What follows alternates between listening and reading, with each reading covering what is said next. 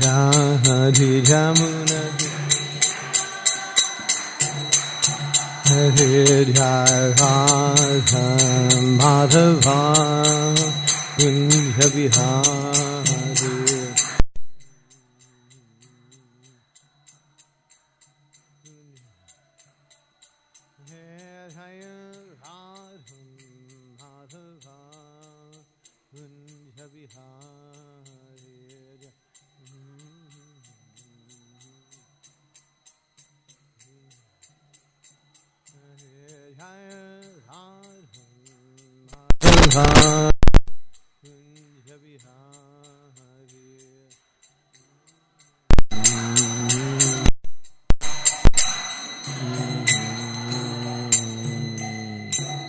Jayom Vishnupad Paramahans Parivajakacharya Stotra Sata Shri Sriman His Divine Grace A.C. Bhakti Vedanta Swami Srila Prabhupada Ki Jai ISKCON Founder Acharya's Divine Grace Srila Prabhupada Ki Jai Raj Grantha Srimad Bhagavatam Ki Jai Sri Sri Kishore Kishori Ki Jai Sri Sri Gaurnathai Ki Jai Jagannath Baladev Subhadra Maharani Ki Jai Hari Nam Sankirtan Ki Jai Shri Shri Lakshmi Nrsimha Bhagavan Ki Jai Gauda Premanandi Hari Hari Bo. Glories to the assembled devotees, all glories to the assembled devotees, all glories to Shri Guru and Shri Gauranga. Srila Prabhupada Ki Jai.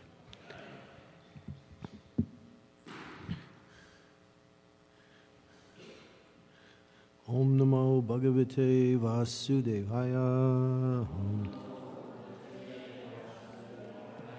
Om Namo Bhagavate Vasudevaya. Om Namo Bhagavate Vasudevaya.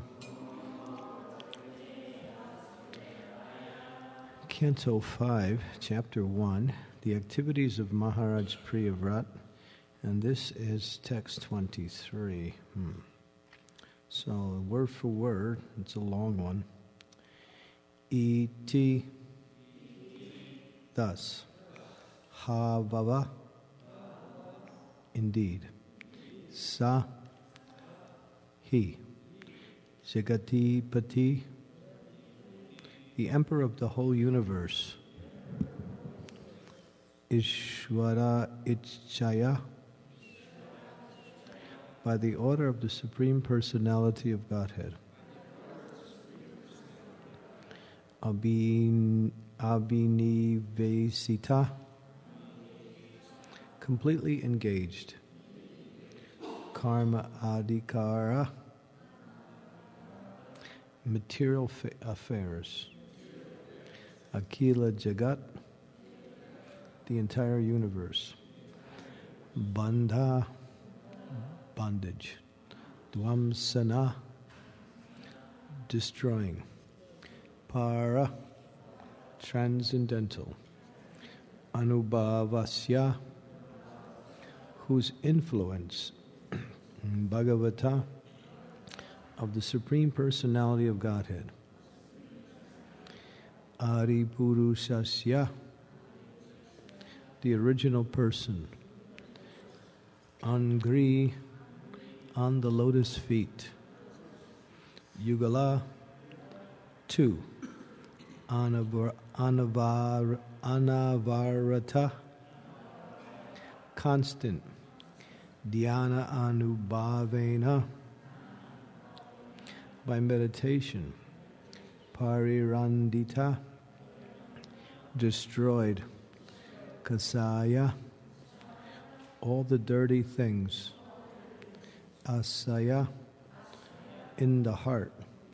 Avadata, completely pure. Api, although.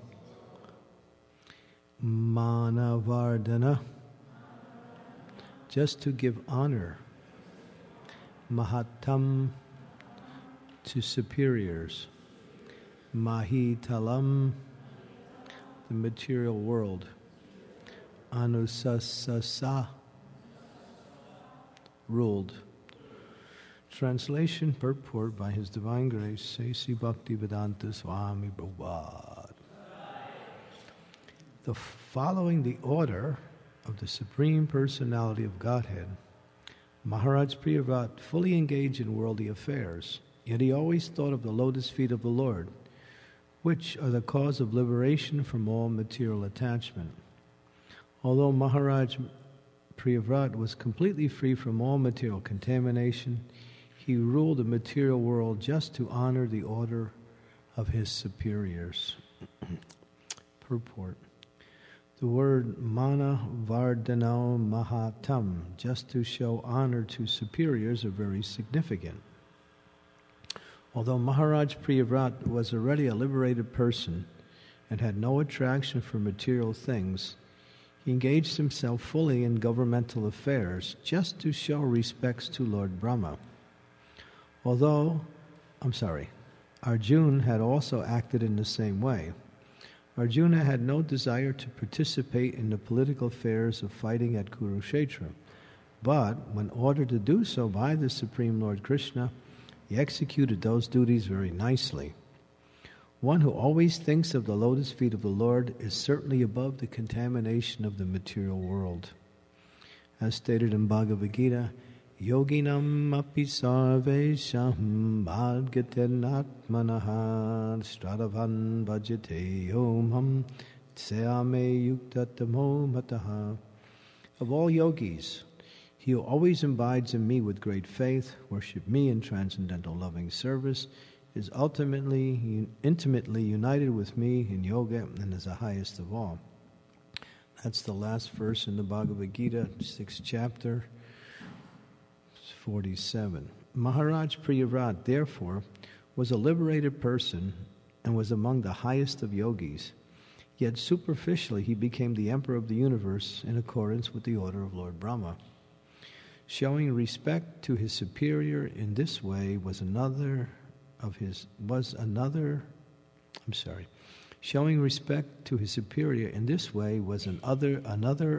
extraordinary qualifications. As stated in Srimad Bhagavatam 6.17.28, Narayanas parasarve nakuschatad bidvidyati swarga bhavarga narkeshu apitu yarta darshana. A devotee who is actually advanced is not afraid of anything, provided he has opportunity to execute the order of the Supreme Personality of Godhead. This is the proper explanation of why Priyavrat engaged in worldly affairs, although he was a liberated person. Also, only because of the principle does a Mahabhagavat, who has nothing to do with the material world, comes down to the second platform of devotional service to preach the glories of the Lord all over the world.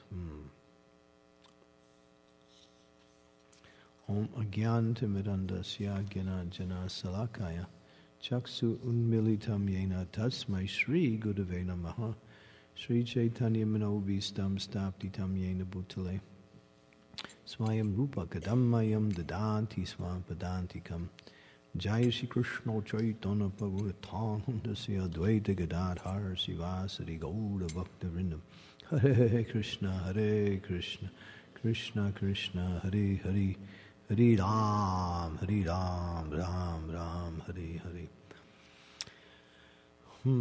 So this is a very instructive pastime in the sense that out of respect for superiors and with detachment to the results of his activities, but most of all, with his mind fixed on the lotus feet of the Lord, he executed his duties.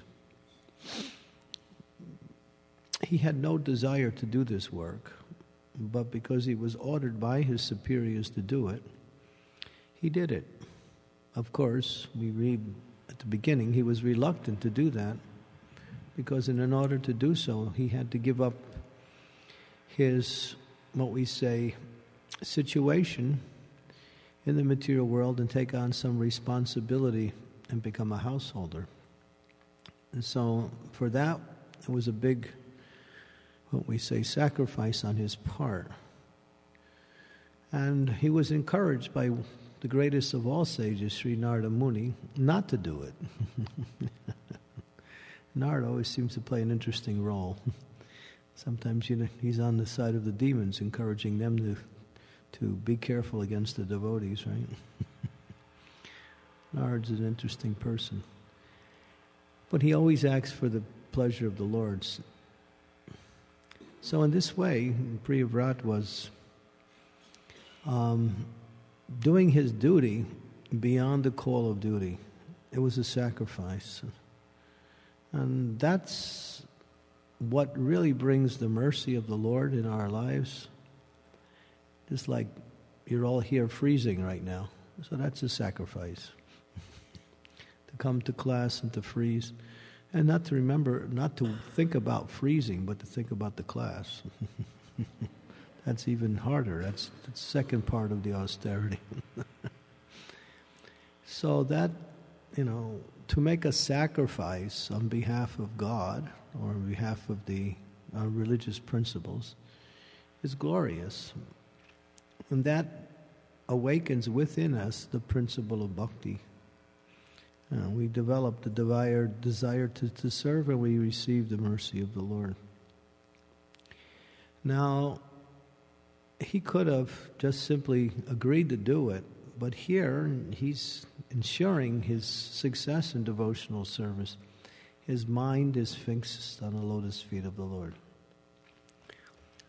When one's mind is fixed on the lotus feet of the Lord, and Prabhupada makes a very important statement in this verse. He makes many, but one that's very essential is that here, one who always thinks of the lotus feet of the Lord is certainly above the contamination of this material world.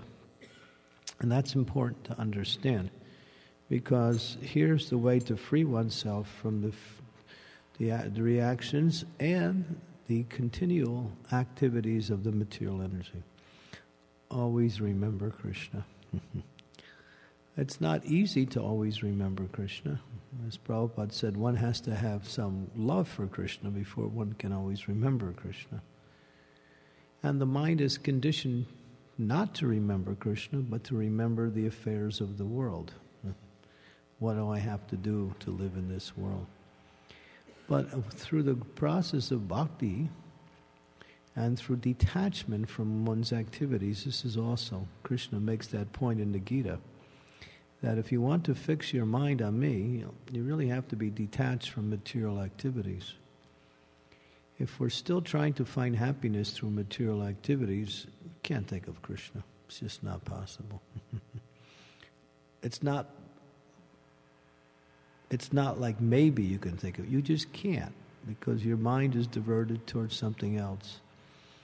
Or your desires in your heart will push your consciousness to try to fulfill them by looking towards the material energy for some happiness or some fulfillment.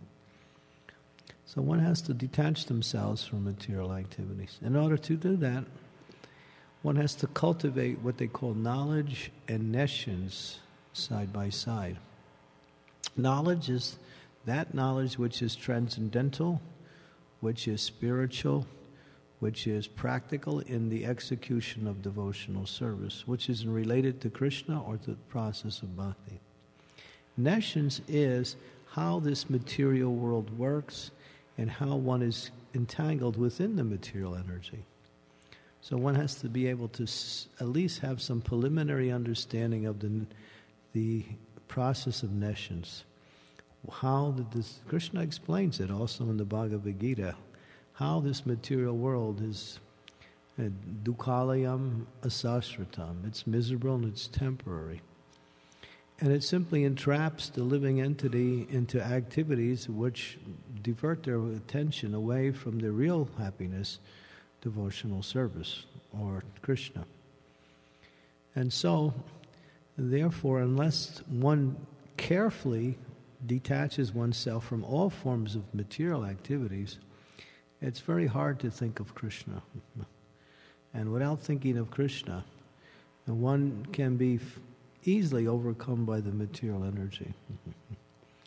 Therefore, Krishna, after discussing all the philosophical principles that make up the process of devotional service to himself, jnana, karma, and the material energy, how it works, the process of knowledge, the process of elevation of consciousness, the modes of material nature, everything.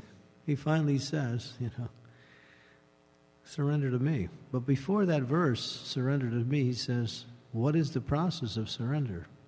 The process of surrender is 4. He gives 4 things. And Prabhupada confirms this in his statements. That bhakti makes up 4 things. Remembering Krishna, serving Krishna, worshipping Krishna, and offering your humble obeisances to Krishna. These 4 things make up the process of bhakti. All the activities within bhakti are within these 4 categories. And of course, the essence of it is to always think of Krishna. There's that verse from the Mahabharata, which is mentioned in the... does anybody have the Veda base with them? Here, we can quickly look up. Look up Madhya Lila, chapter 22, verse 113. And this verse is from the Mahabharata, but it's mentioned in the Madhya Lila. And it's recited by the Acharyas, 22, Madhya, 113. Let's see, what is the first word in that verse? Can't think of the word. You got it? 113, 113.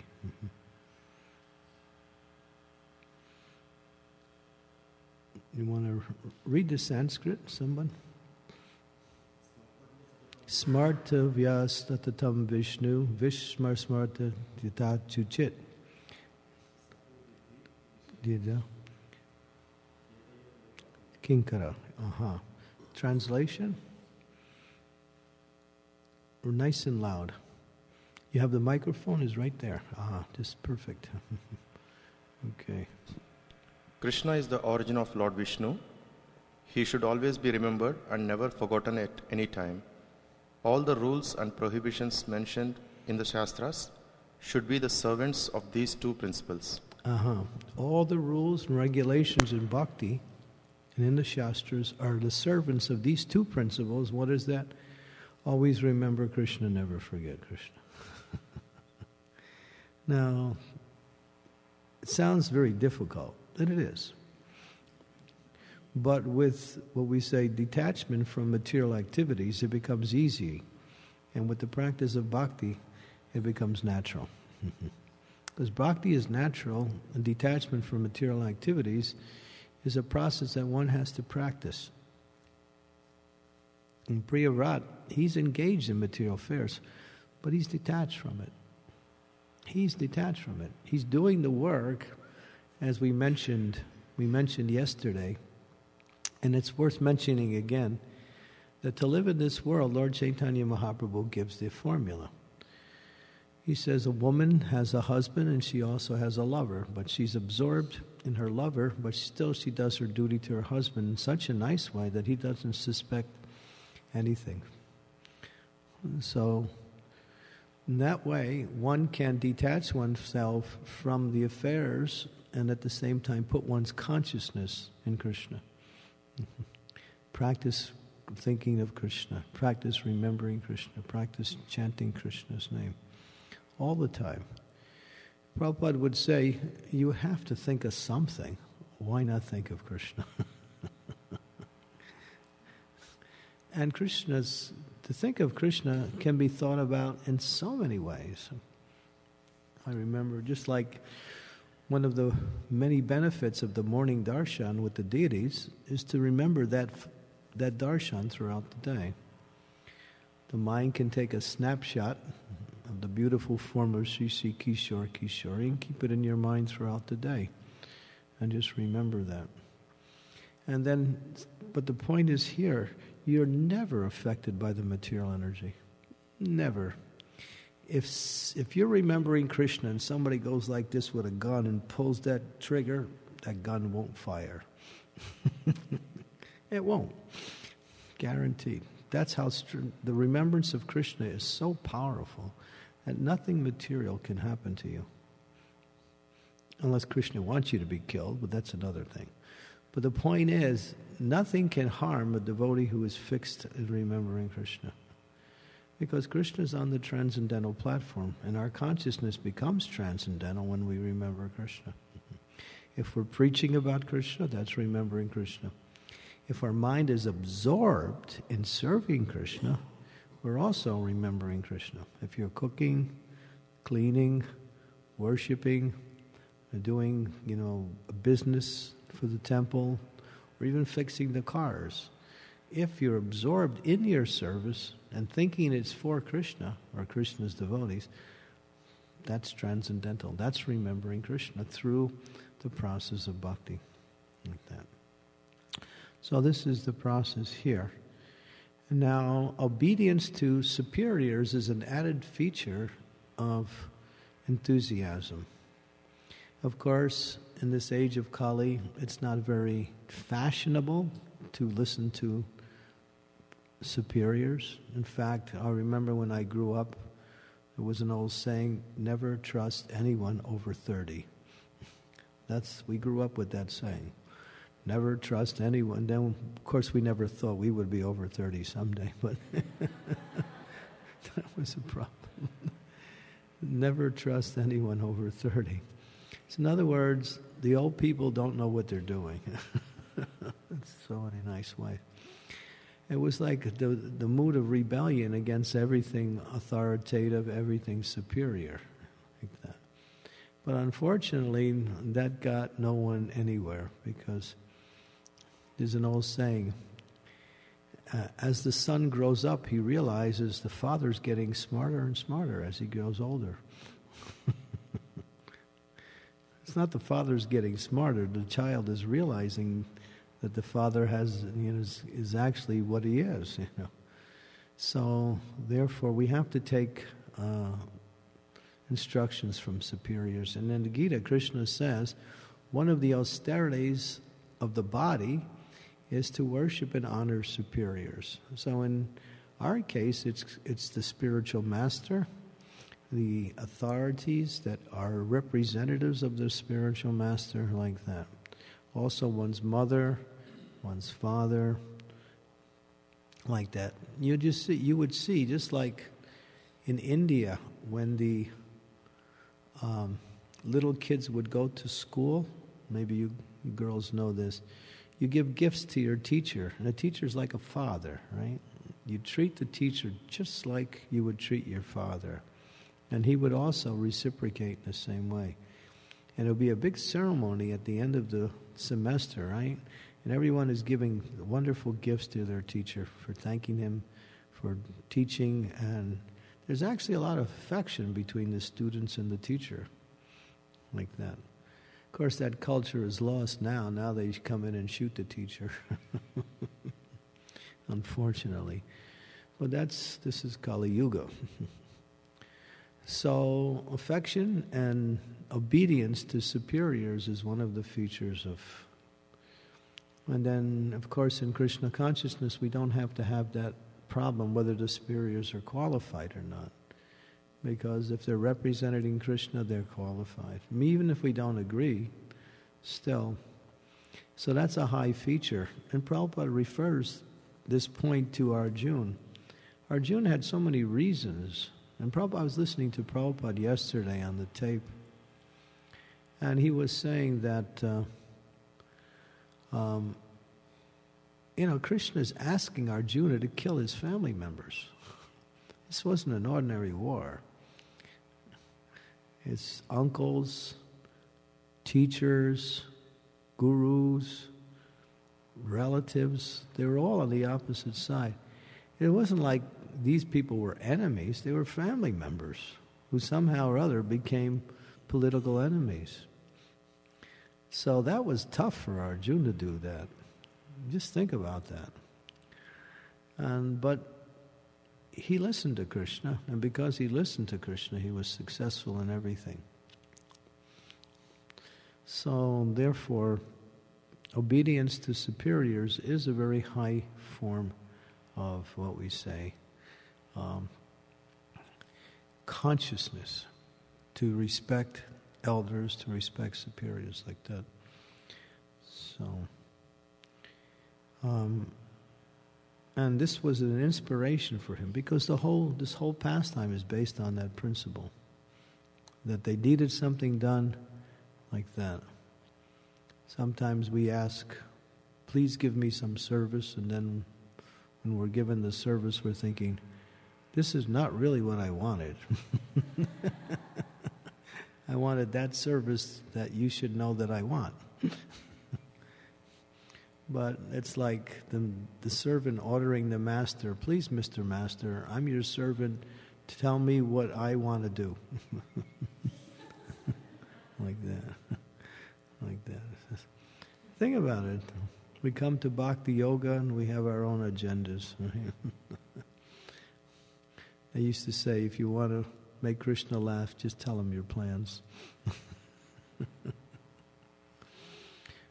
So, because our plans are really not good for us, most of the time anyway. So the principle of surrender is the principle of following the authorities like that.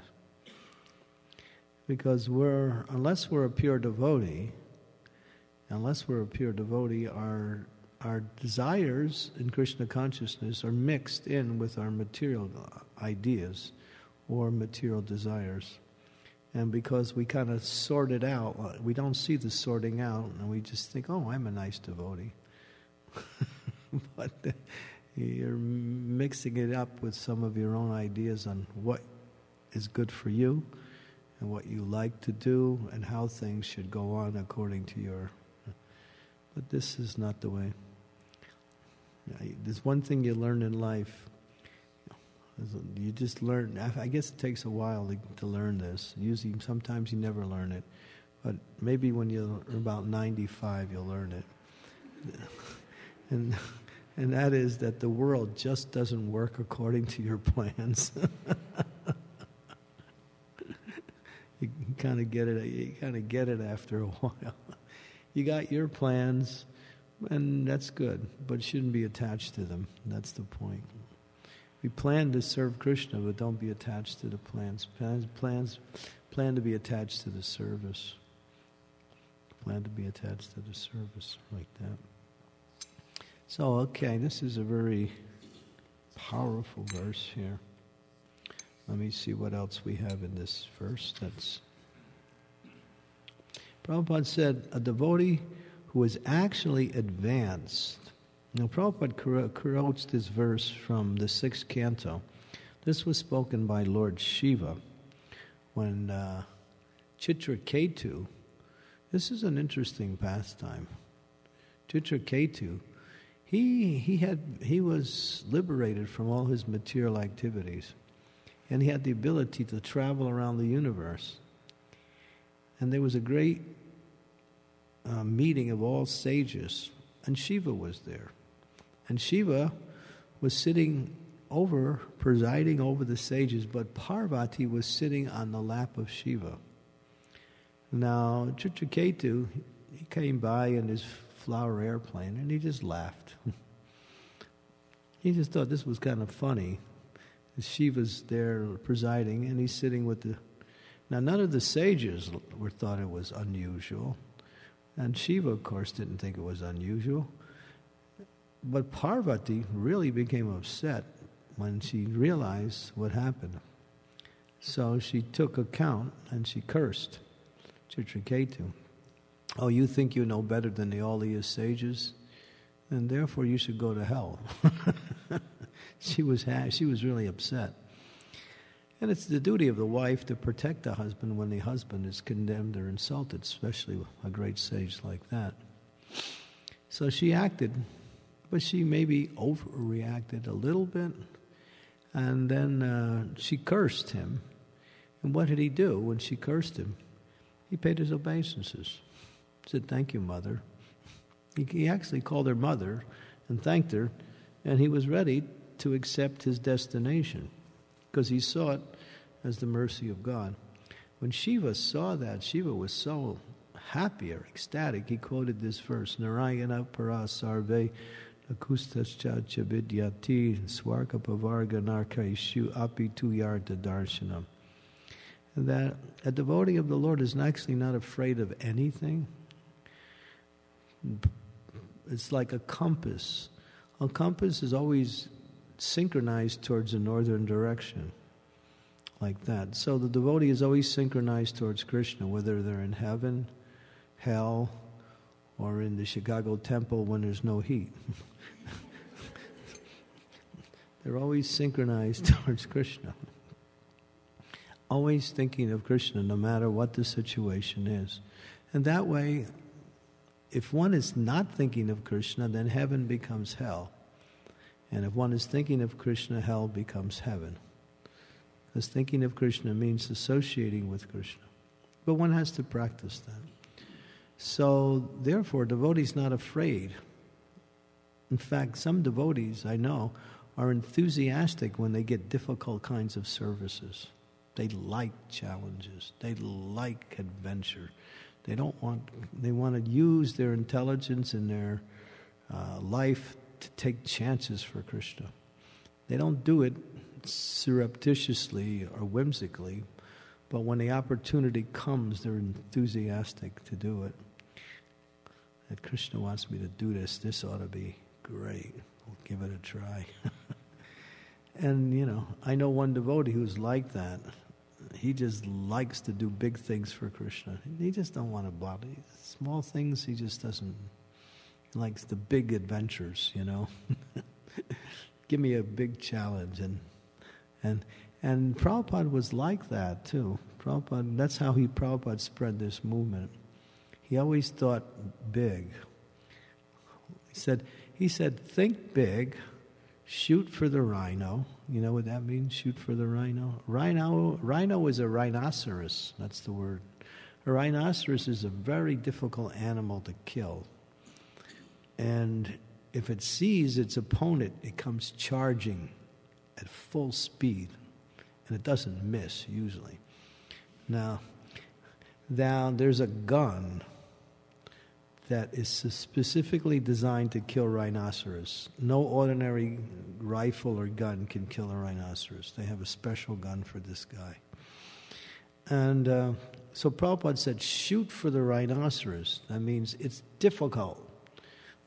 And if you don't do it, people will say, it was too difficult anyway. And if you do it, everyone will say, wow, that's amazing. So take a chance for Krishna.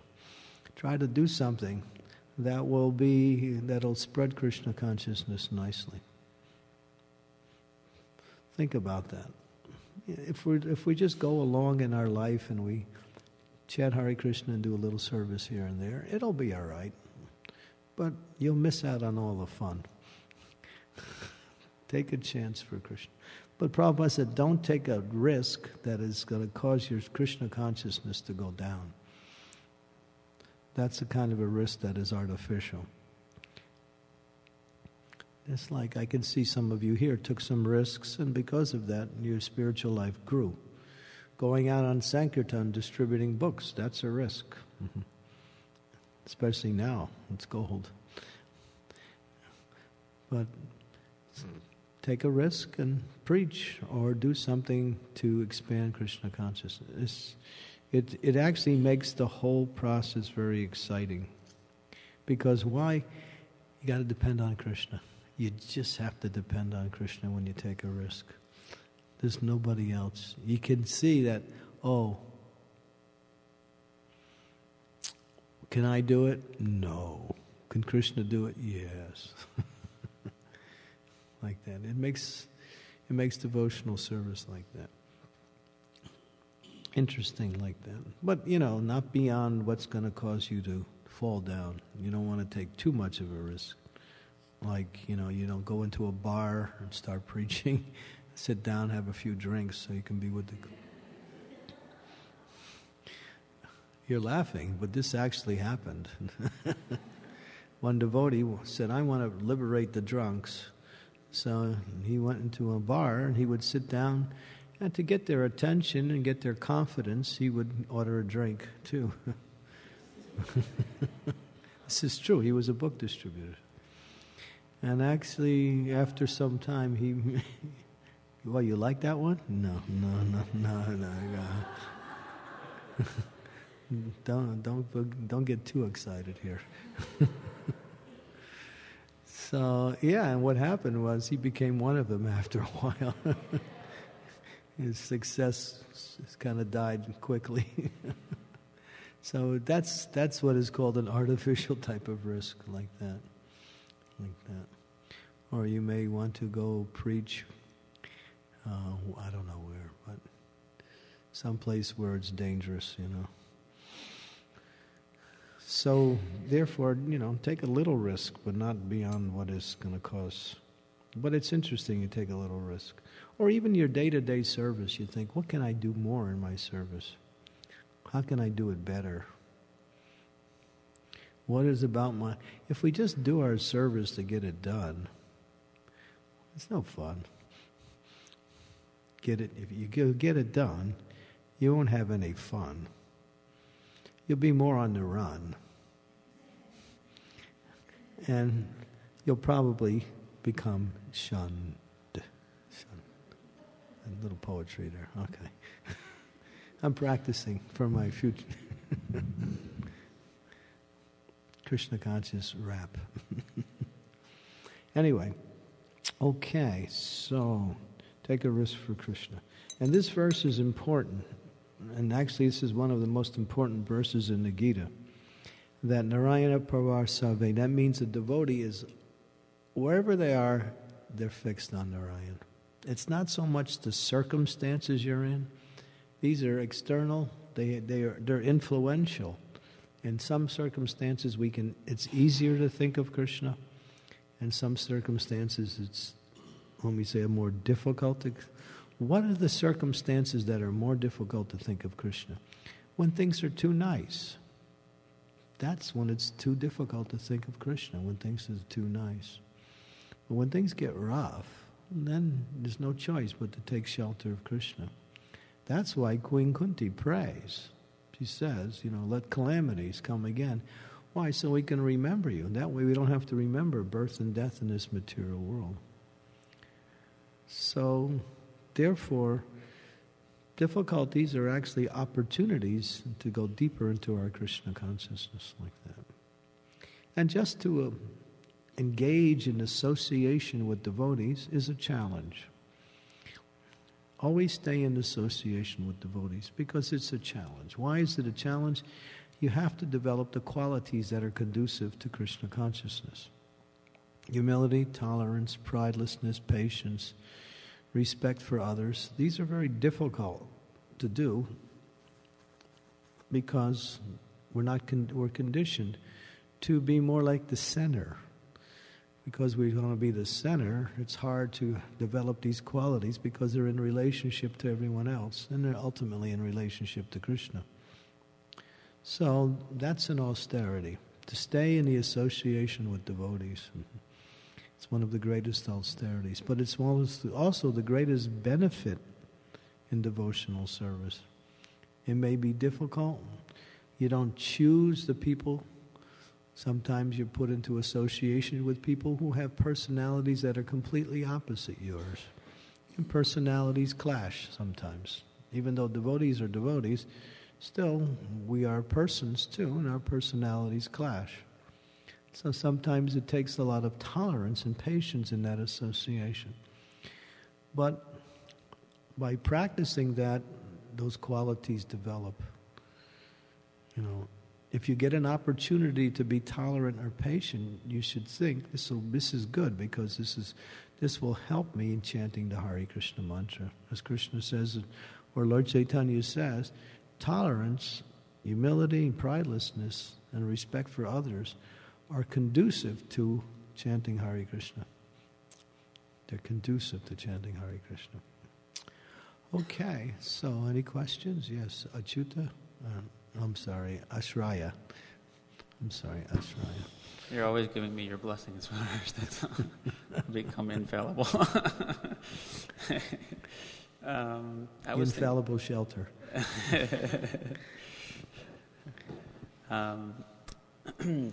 Is there a difference we can understand between like the example of Chitraketu and Priyavrata, because Chitraketu was just, boom, I accept, thank you.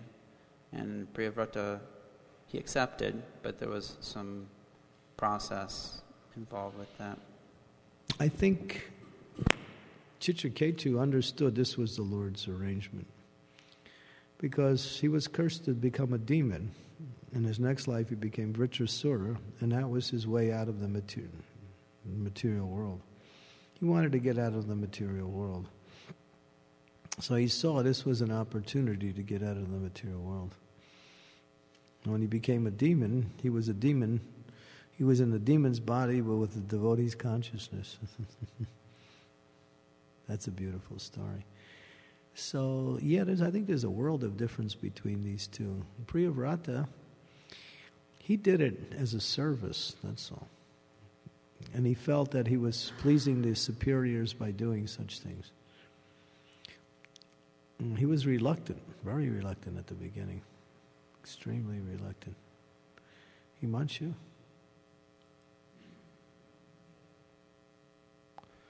Two questions. My first question is, you were saying that obedience to superiors is a very important quality in devotional service. It's mentioned in the Shastras. It's mentioned in the 9th canto in Bhagavad Gita, and again in the 17th canto, 9th chapter and 17th chapter of Gita. These things are emphasized. So what if you have like a fear of becoming a servant, because you know it means you have to give up your controllership mentality? So how do we overcome that to become obedient? How do we overcome the fear of becoming a servant? Yeah. Well, I think we need to cultivate the knowledge of what it means to be a servant. And being a servant is our constitutional position. Jiva Surubai Krishnera Nityadas. We don't serve the material energy, but we serve Krishna. And by serving Krishna's devotees who are serving Krishna, that's also serving Krishna. So becoming a servant is the opportunity to open up your heart to Krishna's mercy. The master mentality is the opposite, or we might say the enjoying mentality is the opposite. Servant means one who carries out the instructions of the Lord, of the master, for the pleasure of the master. That's what a servant means. I do it for you and for your pleasure. Like that. So in selecting those we want to serve, or those we should serve, we have to see if that person's qualified. If you're talking in terms of a spiritual master, then you have to take time. But ultimately, Tadvid, what is it? Yagartha, no, what is that word? Hare Krishna. What is that verse? Huh? That's it. What is it? The big, yeah. What's the first word? Tad vidyanartam guru abhigachche. One must. Abhigachche means must. Accept the shelter of Krishna's representative. And serve him like a menial servant. Even Krishna says that in Gita. Tad vidi padipatena padipasyena sevaya. Unless we come to that platform, the devotional service will not progress beyond a certain level. We'll never really come to the goal of life. So, therefore, if you are very concerned about who you serve and how you serve, then take your time and understand who's qualified and how you want to serve that. Take your time. But don't, go on forever. When you're convinced by your intelligence, then you're convinced. Like that. So use your intelligence to come to the platform of service. That means study the scriptures and understand your position. What is the fear of becoming a servant? Is the fear that we're going to lose something material. Right? independence, right? Independence. Well, but that independence is false because it's something you've created anyway. It's not. Nobody's independent. You're either under the material energy or under the spiritual energy. So you think doing what you want is independence, but it's another form of manodharma. You're just serving your mind, that's all. Mind tells you this, mind tells you that, mind tells you this, mind tells you this. And you think you're free, but you're listening to your conditioned mind, that's all. You're not free. If you were free, you'd be happy. But you're serving your mind and you're not happy. Because nobody can serve a bad master and expect to get ecstasy from it. The mind's a bad master. So that fear of losing your independence is simply a fear it's a false fear, because you're not independent anyway. Now, take shelter of something that can give you real independence, because on the spiritual platform, you're actually independent. You're independently free to serve Krishna in so many different ways and to experience that happiness in different ways also. You're forced under the material energy. You voluntarily accept Krishna. And so when we voluntarily accept Krishna, we're free. Because Krishna is also free. And Krishna's pure devotee is free. So serving someone is free, you're free. Be serving something that's not free, you're not free. But you're thinking, I'm free by serving the material energy, which is your mind.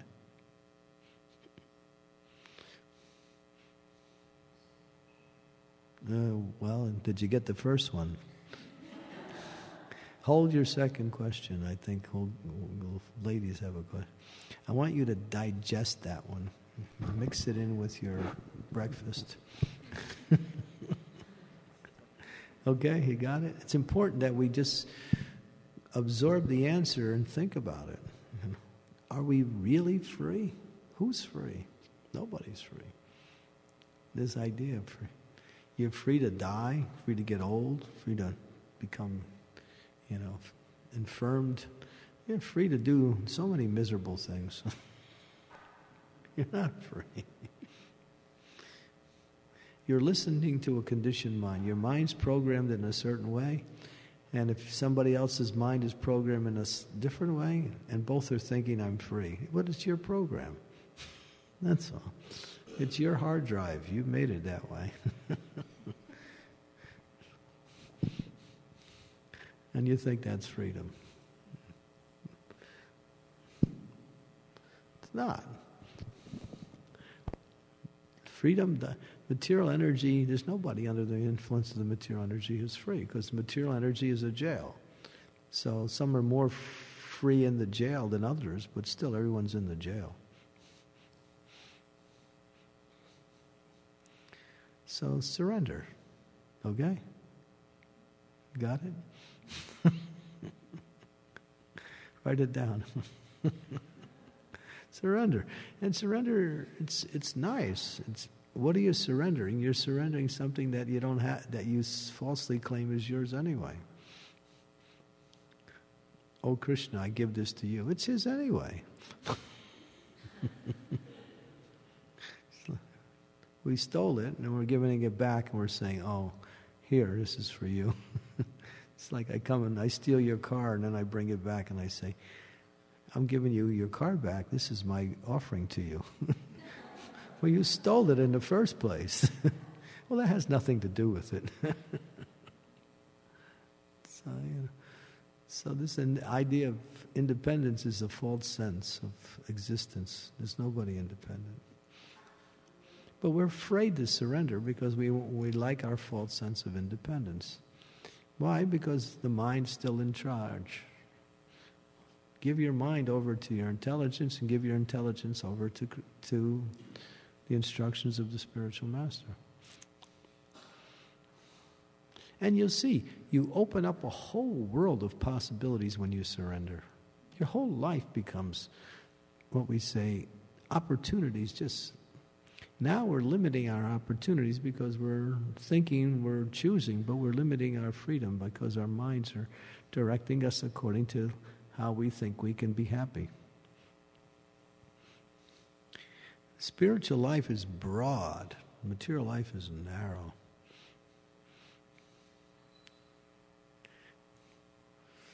Yes. Okay, you got it? Did you write that down? Okay. It's important. It's important because unless we take that next step, we really can't progress. Krishna says, okay, this is where you are. This is where you should be. What is it going to take to get you from here to there? That's called the next step in spiritual life. What is your next step? Okay, yes.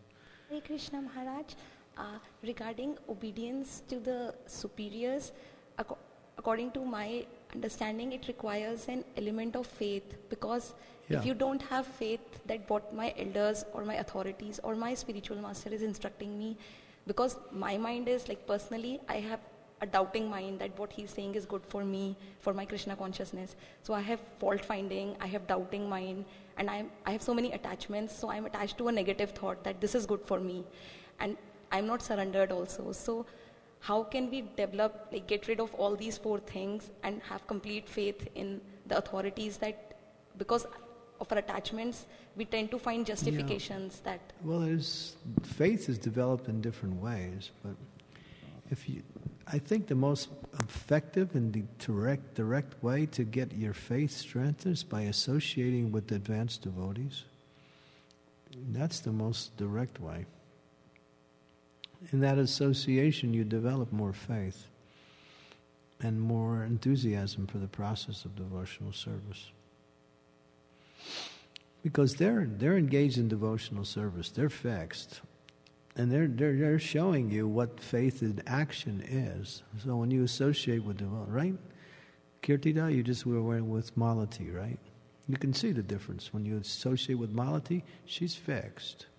She's really fixed. And you see what devotional service is, So, when you associate with someone who is advanced, you know your spiritual life's going to go up. Your faith's going to increase. So look for that association. Seek it out. Yeah, and Maharaj, how to develop that receptivity? Like, personally, I have associated with very wonderful devotees, but still I'm not able to receive that in my heart. Well, what is that element that's blocking you? Maybe because you gave your faith before and somehow it was misused. So now you're very protective to that faith. That happens sometimes. In our life, we trust someone, we trust some, just like some people come to Krishna consciousness who were in another spiritual process before. And somehow or other they had a fallout in that spiritual process. So they come to here, but they're also very cautious not to let that happen again. But you can be overcautious where you close yourself up to the possibilities that are there for your progress. So therefore, you should ask questions and get your doubts clear. As Krishna says in the Bhagavad Gita, in the end of the 4th chapter, for the doubting soul, there's neither happiness in this world nor the next. So doubts are like demons. And Krishna killed Madhusudan, which is the demon of doubt. So any doubts you have, clear them up. Don't let them hang. Ask the questions, get the answers. Like that. So sometimes because of experiences in the past, we become a little less fearful, or our faith has gone down for some reason. But always have faith in the process. The process works. And have faith in Krishna and in the pure devotees of the Lord. Like that. The pure devotees will never cheat you. A mixed devotee may lead you in the wrong way because he's mixed or she's mixed. So therefore, it's good to always associate with not always, but to take opportunities to associate with advanced devotees.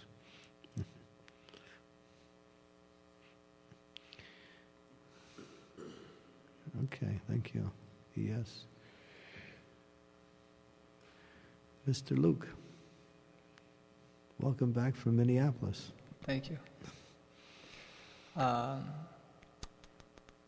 You were speaking on how it's the servant should desire to serve the master as the master likes. That's what service is, isn't it? Yes. You don't hire a servant so he can serve you the way you want. It's like, we have a sign out here. We need a servant. He can come and do anything he wants. Yeah, I was appreciating this point. But, okay, so let's take it from a practical, what we say, step-by-step understanding. In the beginning, we're attached to certain ways to serve. And that attachment gets us a foothold in devotional service because we like to serve in a certain way. So then we should, and maybe the leaders, not maybe, but the leaders can see how best a person can be engaged in devotional service. This is the process. The leaders are supposed to see not so much the needs of the temple, but the needs of the devotee. That's what it means to be a leader. Not simply to keep the temples going and just push the devotees into different services. No, how this devotee can be engaged nicely. And to monitor that. Even if a devotee has to surrender because of circumstances, the temple leaders have to monitor that to make sure that person is making nice progress and not going down by his service or her service. So there's some adjustment like that. Okay, I wanted to hear... But the devotee should also be surrendered as much as possible to the needs of the temple and the needs of the authorities like that. So it's a reciprocal thing. Each are looking out for the interest of the other. I wanted to hear a little bit about the idea of cultivating attraction to service to Krishna. We may find we're attracted to serving Krishna in a particular way, and we hear that, at more advanced stages of devotional service, a devotee is spontaneously. You have to see if that attraction is natural or is just conditional. If it's natural, that's one thing. And that's what Prabhupada wanted, to have a Varnashram college to train people to serve according to their nature. That's Varnashram. But until we get to that stage of, education and what we say discrimination, our conditioned way of serving may be good for us and may not be. But in the beginning, we just say, come on, serve, do something. All right? You want to do this? Do it for Krishna, okay. Like that. But at the same time, sometimes we think, this is where it takes intelligence to understand how to, what we say, bring both interests together in a successful way. The interest of the temple, the interest of the devotee. The interest of the society, the interest of the person who's trying to serve like that. So it has to be a balance like that. We force devotees to serve in a certain way, and after some time they leave because it's not their nature. And at the same time, if we don't make people surrender to authority and we let them do what they want, that's not also good because they're not coming to the platform of understanding that they're a servant. So kind of like balancing these two things out is the important part. It's up to the leaders to know how to do that. And it's up to the devotees to be submissive to the leaders. So ideally, I'm speaking, but in this situation, that's the only way I can answer your question. That's the only way I can really answer your question. Because no situation is ideal. And from your side, you should think, I want to surrender. And from the leadership side, they should think, I want to engage the devotee in the best possible way. Right. So if that consciousness is there on both sides, it'll work. It'll work. That's why Prabhupada said our society is based on love and trust, not on rules and regulations only. These help build love and trust, but love and trust is the principle. Okay, thank you. Anything else? Yes, Asraya. Himanshu, you want to ask your second question yet? Yeah, let him go. I think he has to go to work. You want to ask it now? Okay. If you're late for work, you'll get fired, and then you can join the temple.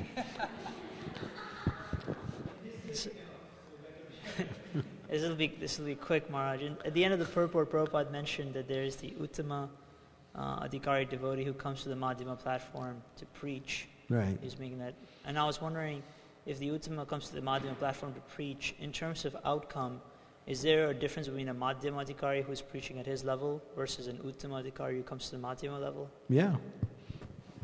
There's a difference. They're both kind of like using the same principles, but one is coming down and one is coming up. So you're trying to discern the consciousness like that. When we say, just like Jayom Vishnupad Paramahans Pariva Jakacharya. So when you say Paramahans, that's the highest. When you say Pariva Jakacharya.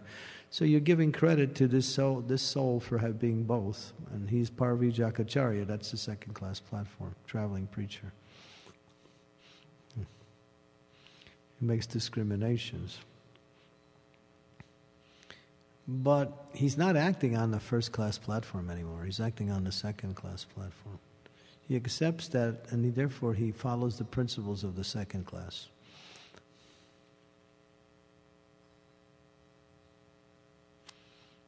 Okay?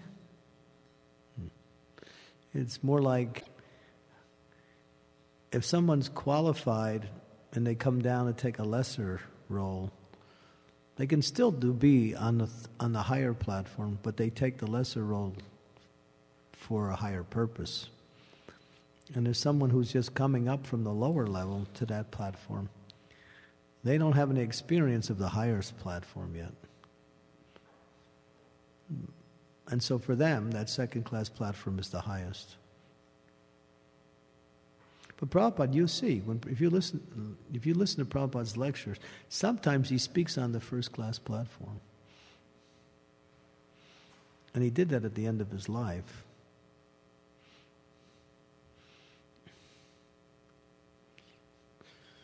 Yeah, okay. Yes, Asraya. Since it requires both sides, as you were saying, desire for the leader to engage a person the best way that they can advance, and the devotee to progressively surrender, or to want to surrender. Yeah, it has to be a mutual cooperation there. So from the side of a leadership person, there's the opportunity to help that person cultivate the desire to surrender. So what in principle is the way in which, because that's also a part of their service, I guess, is to inculcate that service mood. Service mentality. Yeah. Just by their own example, or there's a variety of... By their own example is one way. By emphasizing the importance of cooperation. That's the other way. That the more we cooperate with leadership, the more we cooperate with each other and with Krishna, ultimately. We used to demand that. Surrender! Or you're going to go to hell. Right. You got to surrender. Remember those old days, those temple presidents? Surrender! That's the only word they know. Surrender! Surrender! The guys are saying, I'm trying, man.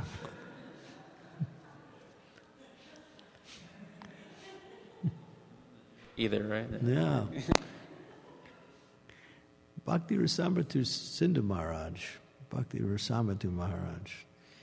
he took over the temple.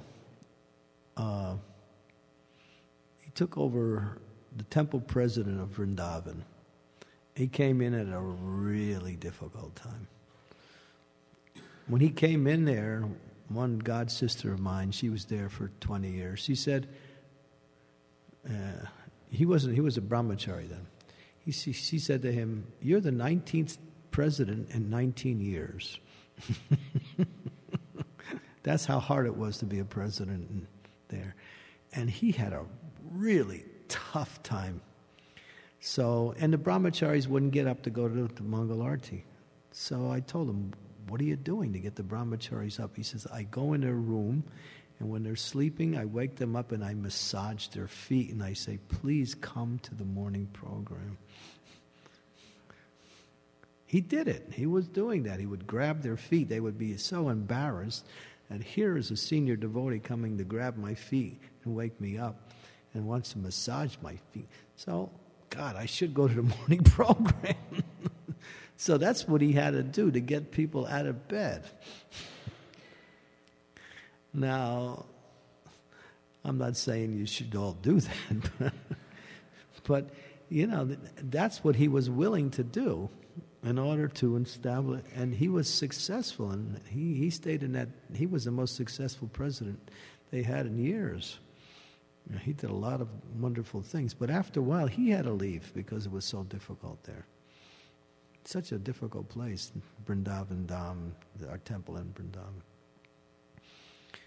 So it's a real test. You know, my godbrother Kadambakanana Maharaj, he was temple president. He got shot there.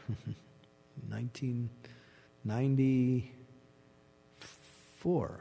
Yeah, he was shot by one devotee with a gun. It was a tough place, yeah. So, you know, you think Chicago's rough.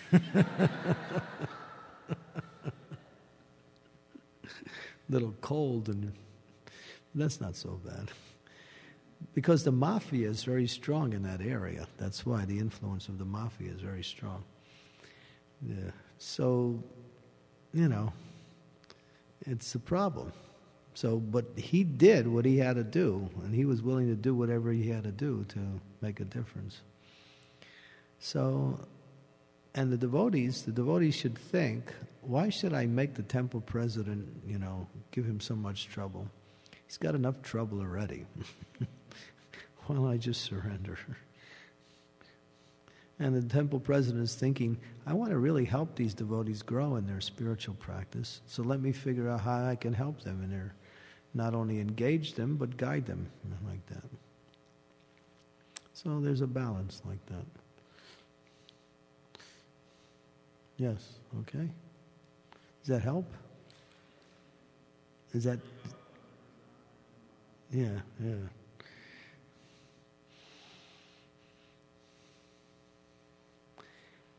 Anything else? Any other questions? Okay, thank you very much. Srila Prabhupada Ki Jai. Oh, before you all leave, I got some Mahaprasadam for everybody. Just come up, and this is Mahaprasadam from